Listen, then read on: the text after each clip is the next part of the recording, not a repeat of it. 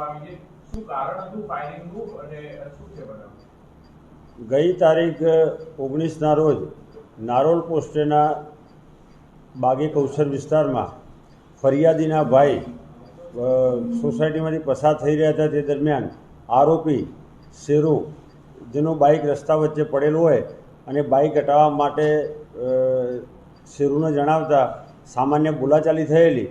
તે દરમિયાન ફરિયાદીને પણ બોલાવવામાં આવેલો, આરોપી ફરિયાદીના ભાઈએ.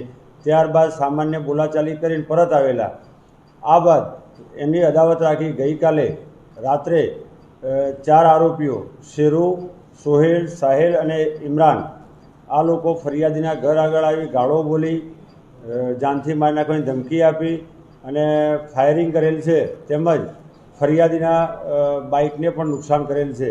અને આ અંગે ગુનો રજીસ્ટર કરી તાત્કાલિક સીપી સાહેબ, સેક્ટર સાહેબ, ડીસીપી સાહેબ અને એસીપી સાહેબના માર્ગદર્શન હેઠળ અલગ અલગ ટીમો બનાવી ગુનાની ગંભીરતા લઈ તાત્કાલિક 4 પૈકી 2 આરોપીની ધરપકડ કરવામાં આવેલ છે. અને 4 આરોપી પૈકી હાલ જે 2 આરોપીની ધરપકડ કરવામાં આવેલ છે તેમાં શેરુ છે. શેરુ વિરુદ્ધમાં મારામારી તેમજ એક ચોરીનો ગુનો દાખલ થયેલ છે.